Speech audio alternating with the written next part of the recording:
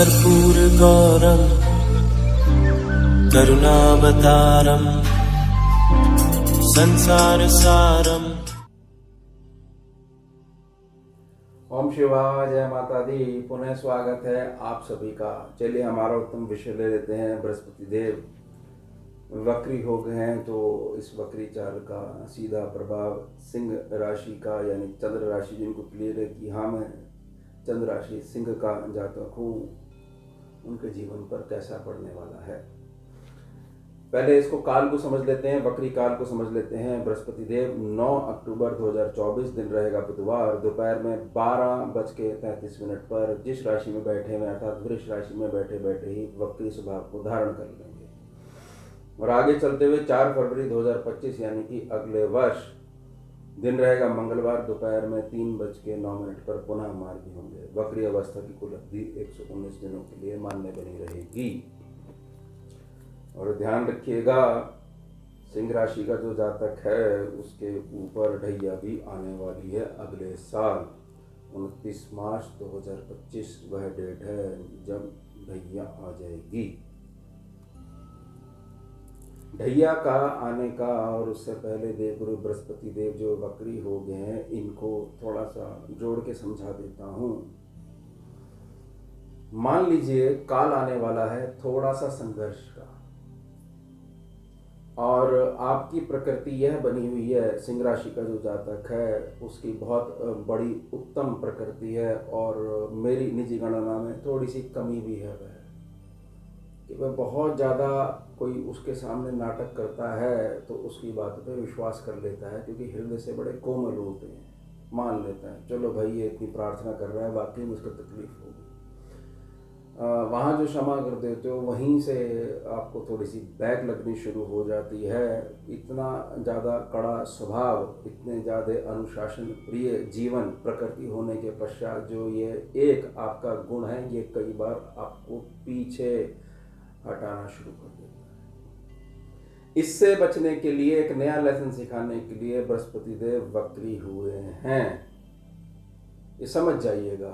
जैसे गुण है साम दाम दंड और भेद, उनकी शिक्षा मिल जाएगी तो देखिएगा कब कौन सा कहाँ पर प्रयोग करना चाहिए, इसकी समझ देने के लिए आए हैं बस। बाकी सिंह राशि है, बिगड़ने वाला तो कुछ भी नहीं है। मेरे निजी अनुभव में सबसे उत्तम राशि है। जो शेर ही है उससे उत्तम होगा क्या। चलिए मूल प्रकृति समझिए देवगुरु बृहस्पति देव की। जहां पर बैठेंगे उस सेक्शन को थोड़ा सा दबाएंगे, जहां पर सीधी दृष्टि से देखेंगे यानी 5वीं दृष्टि, 7वीं दृष्टि और 9वीं दृष्टि, वहाँ पर अमृत जाएगा। और जब वक्री स्वभाव को धारण करेंगे, चाहे लगन कुंडली में बाय बर्थ धारण करा हुआ हो, बाय बर्थ वक्री हो या गोचर में वक्री होंगे, तो केवल हमारी स्कैनिंग विद्या के अनुभव में उनके पास जो वक्री ग्रह है कोई भी हो सकता है, एक भाव पीछे देखने की दृष्टि भी आ जाएगी, यानी कि अपने से द्वादश भाव को देखने की दृष्टि आ जाएगी। तो जो द्वादश भाव को सीधी दृष्टि से देखेंगे, केवल वक्री काल तक यह दृष्टि बनी रहेगी। जब वक्री से दोबारा मार्गी हो जाएंगे तो ये दृष्टि शून्य हो जाएगी। तो उस भाव को, जिस भाव को पीछे मुड़ के देख रहे हैं, उसको निखारेंगे। जहाँ बैठेंगे उसको दबाएंगे। जहाँ 5वीं 7वीं दृष्टि और 9वीं दृष्टि से देखेंगे वहाँ अमृत जाएगा, और जहाँ पीछे मुड़ के देखेंगे केवल वक्री स्वभाव के अनुसार उस सेक्शन को निखारेंगे। बस ये प्रिंसिपल अप्लाई करना है। कहाँ बैठे हुए हैं? बैठे हुए हैं आपके 10th सेक्शन पे। ये क्या है? आपका कर्म क्षेत्र है। इस सेक्शन को दबाएंगे, लेकिन क्या हो गए हैं? वक्री हो गए हैं। जिनकी भी लगन कुंडली में एक टिप दे रहा हूँ, 10th सेक्शन में 10वें भाव में 10वें स्थान पर बृहस्पति देव बैठे हुए हैं, चाहे वक्री बैठे हुए हैं, चाहे जैसे मर्जी बैठे हुए हैं, मार्गी बैठे हुए हैं। अगर जीवन में तुम्हारे कूटनीति नहीं आएगी, व्यर्थ में इधर उधर झांकना चलता रहेगा, तो जीवन में प्रोग्रेस नहीं कर पाओगे। ये बहुत अटल सत्य है, इसको समझ लेना। तो अब क्या करना है? अब यह समझना है कि यहाँ पर जो वक्री चाल है, वक्री का मतलब है कि बहुत सारी ऐसी दृष्टियाँ आपको डलवाई जाएंगी अपने लाभ स्थान पर, जिसको यह समझाने का प्रयास करेगी प्रकृति, ग्रहों के माध्यम से ऐसे संयोग देगी, ऐसी मानसिक अवस्थाएं उत्पन्न करेंगे ग्रह, जिसमें आपको समझ में आएगा कि देखो यह मैं गलती करता आ रहा हूँ, यह जो 119 दिन का काल है इसमें मुझे इस तरीके से अपने कर्म क्षेत्र की मजबूती करनी है। तो दबाने का अर्थ यही हुआ कि बहुत ज़्यादा सीरियसनेस आपके अंदर, प्रकृति के अंदर स्थायी रूप से पैदा करने का प्रयास किया जाएगा मानसिक अवस्था के रास्ते से, कि आपका कर्म क्षेत्र बहुत ज़्यादा मजबूत हो जाए और वो मजबूत ही बना रहेगा। फिर आने दीजिए ढैया को, ढैया आ भी जाएगी और पता भी नहीं लगेगा, ध्यान रखिएगा। अब 3 दृष्टियां पड़ रही हैं। पहली पड़ रही है धन स्थान पर, जो कि कुटुंब भाव भी है, वाणी का भाव भी है। फिर सुख स्थान पर, जिसमें भौतिक सुख भी है और आपकी आंतरिक प्रसन्नता भी जुड़ी हुई है।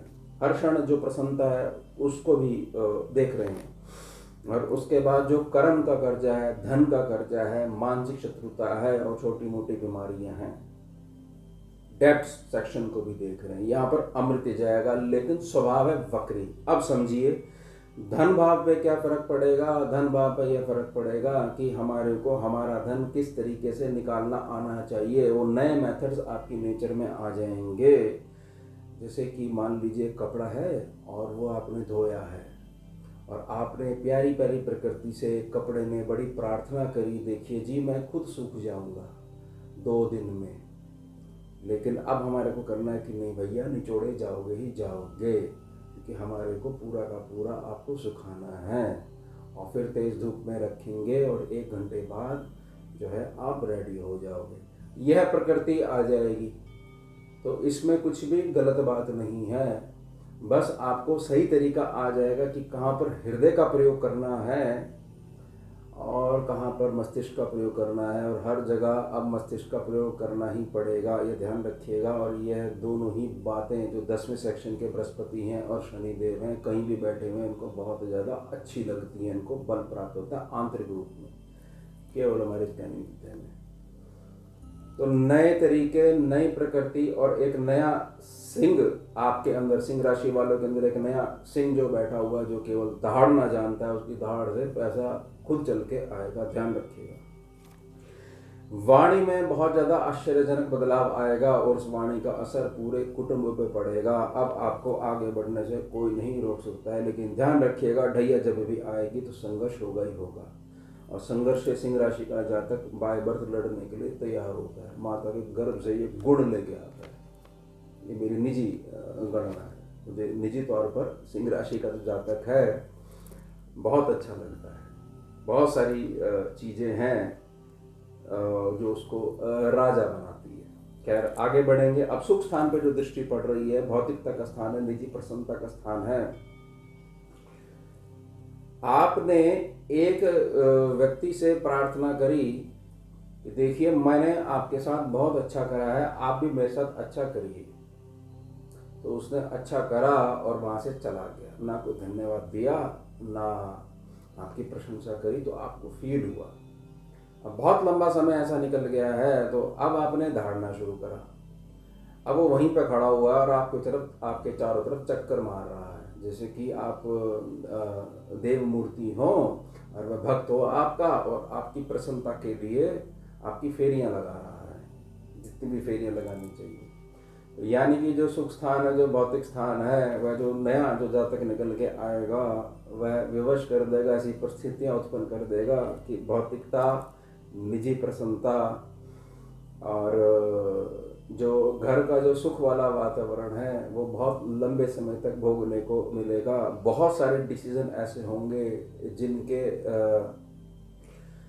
रिएक्शन में, जो आप एक्शन करोगे रिएक्शन में, केवल और केवल आपका जो 4th सेक्शन है वो बहुत ज़्यादा मजबूत होना शुरू हो जाएगा। ध्यान रखिएगा, ये जो नया जातक आ रहा है इसको आने दीजिएगा, क्योंकि यह आपके ढैया के संघर्ष में जो नया रूप निकल के आएगा ये बहुत सरलता से आपको पार लगवा देगा। ध्यान रखिएगा मेरी बात का। अब जो 6ठा सेक्शन है, यहाँ पर जो अमृत की दृष्टि पड़ रही है, यह जो काल है, यह काल अगर पहले से आपका यह वाला सेक्शन बहुत ज़्यादा आपको परेशान करता आ रहा है, खास तौर से कर्जा, बीमारी और शत्रुता के पक्ष में, और वह कारण प्रारब्ध से निकल के आता है, क्योंकि कर्म पहले बना हुआ है, तभी असल जीवन में ये कारण सामने निकल के आते हैं जो भोगने पड़ते हैं। कोई ना कोई मार्ग इनकी अमृतमय दृष्टि जो पड़ रही है और ये वक्री हो गए हैं, कुछ आपके कर्म क्षेत्र में जैसे ही बदलाव होगा तो ये दृष्टि जहाँ पड़ रही है, ये दृष्टि इस सेक्शन को बहुत ज़्यादा हल्का करना शुरू कर देगी। बहुत सारे छुपे हुए जो गुण और लाभ हैं वह आपके अंदर से जो नया जातक बाहर निकल के आएगा, वह बताएगा कि इस तरीके को, इस सिचुएशन को, इस ऐसे डिसीजन लेना पड़ेगा और ये बहुत इजीली हैंडल हो जाएगी। आप व्यर्थ में परेशान हो रहे हो। थोड़ा सा मेरी प्रार्थना रहेगी कि बहुत ज़्यादा सिंह राशि वाला जातक जो लीक से हटकर चलना नहीं चाहता है, उसको मैं ये नहीं कह रहा हूँ कि चलना ही चाहिए, लेकिन कभी चलना पड़ा तो उसकी प्रैक्टिस का जो काल है वह 119 दिन का समझ लीजिएगा। तो आपके पास हर प्रकार का एक हथियार होगा सामने वाले को सीधा करने के लिए, चाहे वह अपना ही हो, कोई ऐसा अपना ही हो जो बहुत ज़्यादा बैठा हुआ है, मीठी बातें करे जा रहा है, जिसको बोलते हैं बहुत प्यार से फ़ायदा उठाया जा रहा है, वो अब दाढ़ सुन के हाथ जोड़ के खड़ा हो जाएगा और परिक्रमा तो पहले से लगा रहा है वो 4th सेक्शन में। यानी कि आपका धन का सेक्शन, आपका सुख स्थान और आपका कर्जे भाव वाला सेक्शन जो है, जो कि कर्म पे आधारित है, उसमें आश्चर्यजनक बदलाव देखने को मिलेंगे इन 119 दिनों में, अगर आपकी लग्न कुंडली बहुत ज़्यादा मजबूत है तो ही। और भाग्य स्थान को देख रहे हैं, किस दृष्टि से देख रहे हैं? द्वादश भाव की दृष्टि से देख रहे हैं। क्या करते हैं जब भी गुरु वक्री होते हैं? पीछे देखते हैं, उस स्थान को निखारते हैं। क्या निखरेगा? आपके द्वारा जो किया गया जो कर्म है, उसके द्वारा जो पैदा होने वाला पुण्य है, वह पुण्य आप तक चल के आएगा। सिंह राशि का जातक जिसने बहुत ज़्यादा अपने पितरों की, पूर्वजों की, अपने कुल देवी की, कुल देवताओं की सेवा करी है, बहुत ज़्यादा निष्ठा रखते हैं, बुजुर्गों का सम्मान करते हैं, उसका फल अब आपको मिलेगा। और उस आधार पे ही, केवल और केवल उसी आधार पर आपका भाग्य निखरेगा और भाग्य का साथ भी आपको बहुत ज़्यादा मिलेगा, जिसका सीधा प्रभाव सामने जो 3rd सेक्शन है वहाँ पर पड़ेगा। यानी कि आपके परिश्रम करने के तरीके में बहुत ज़्यादा आश्चर्यजनक बदलाव आएंगे, निजी प्रकृति में बहुत ज़्यादा आश्चर्यजनक बदलाव आएंगे ही आएंगे, ये ध्यान रखिएगा। प्रार्थना रहेगी कि मूल क्या है, मूल समझिएगा कि जहाँ पर बैठा हुआ है वहीं से ही दृष्टियाँ पड़ रही हैं, तो मूल स्वभाव आपका जो कर्म क्षेत्र है उसमें बहुत आश्चर्यजनक बदलाव आएंगे ही आएंगे। सही ढंग से चलिएगा, नीति बना के चलिएगा, अनुशासन में बने रहिएगा और ये साम दाम दंड भेद, ये जो चारों नीतियाँ हैं, चारों मार्ग हैं, भले ही इनमें से किसी का प्रयोग करना पड़े, लेकिन चारों की प्रैक्टिस बना के रखिएगा। ये प्रैक्टिस बनी रहे, इसके लिए देवगुरु बृहस्पति देव वक्री हुए हैं। और फिर 29 मार्च में फिर आपकी शनिदेव की ढैया आ जाएगी 2.5 वर्ष के लिए। उस दौरान ये जो टीचिंग्स हैं जो बृहस्पति देव को सिखा रहे हैं, बहुत ज़्यादा काम आएगी, ध्यान रखिएगा। प्रार्थना रहेगी, स्कैनिंग विद्या की जो गणना है यह केवल और केवल चंद्र राशि पे आधारित है, तो आपको बहुत अच्छे से क्लियर होना चाहिए चंद्र राशि क्या होती है। और हाँ, मैं चंद्र राशि सिंह राशि का ही जातक हूँ, देवी गणना कुछ आपके ऊपर फिट बैठ पाएगी। तो यह हो गया हमारा उत्तम विषय। अब मिलते हैं आपसे अगले भाग में नए विषय के साथ। जुड़िए और जोड़िए। ओम शिवा, जय माता। भुजगेन्द्रहारं कर्पूरगौरं करुणावतारं